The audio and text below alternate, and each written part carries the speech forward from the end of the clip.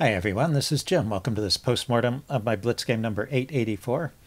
My opponent with the white pieces started off with e4, so I went e6, French defense, and he played g3.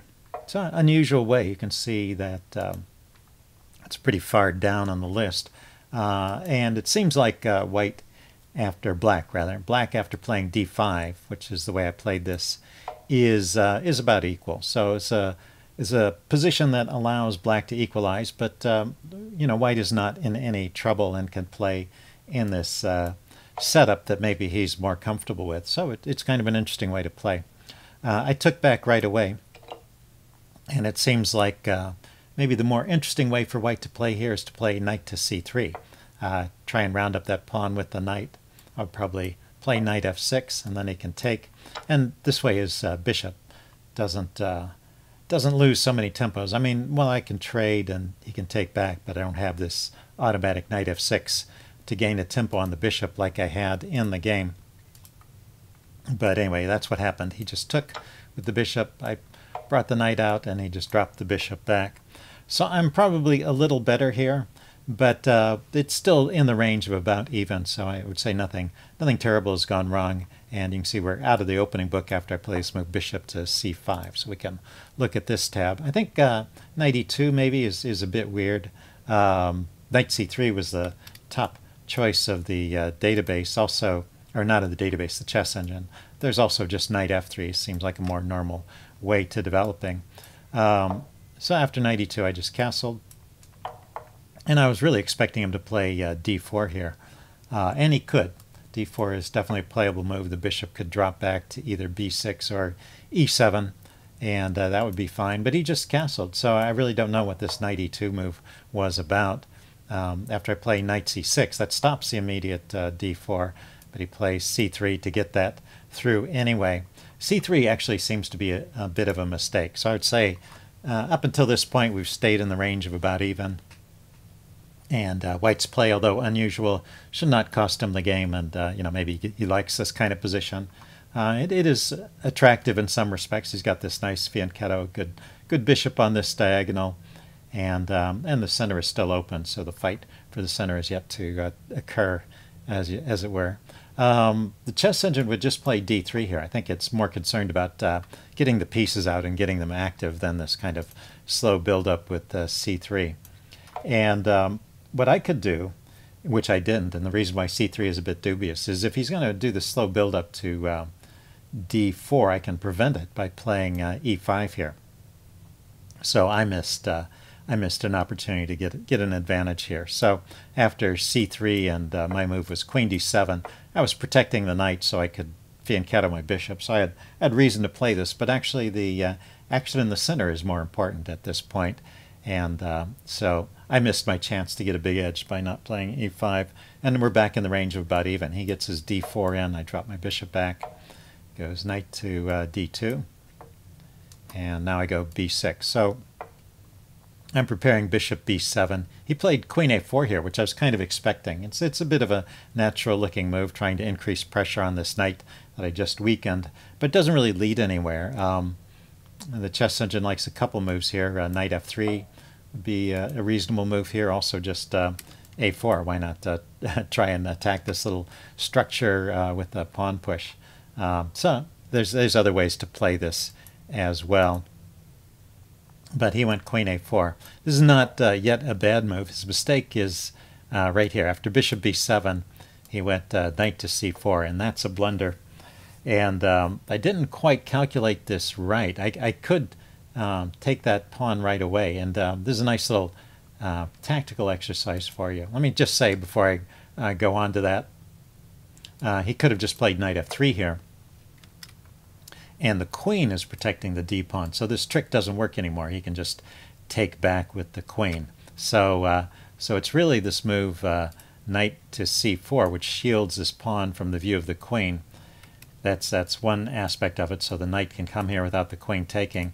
And the other aspect is that the queen is just loose here. So you should always look for these tactics where the knight can go somewhere with an attack on the loose queen. Your queen has to be defended, which it is in this case, and you have to have somewhere you can go with check.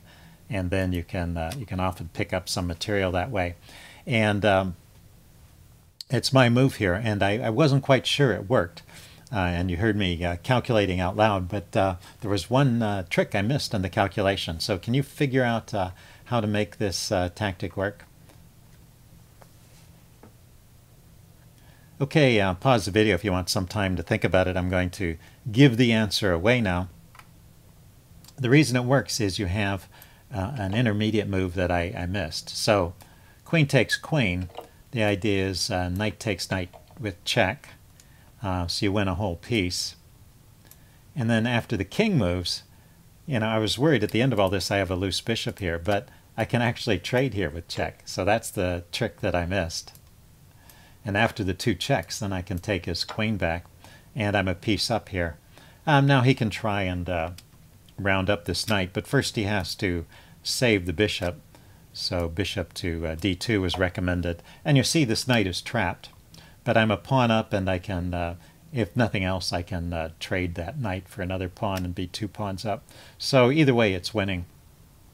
There may be some ways to actually save the knight too. It's a bit tricky. I couldn't get an entirely clear line looking at it with the chess engine. So anyway, after he played knight c4, I really could have just grabbed that pawn.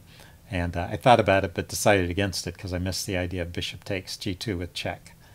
So I just defended the bishop so it wouldn't be subject to that tactic. And now he could play something here, probably moving this knight again or moving the queen, and the tactic goes away. But instead he played bishop f4, so the tactic is still there, and now I played it. And his best defense here is not to trade queens, but to actually just drop his queen back. This is often the case. I can trade out, and I've picked up a pawn. So that's the idea there. The chess engine says I can do better than that by trading bishops first and playing queen to c6.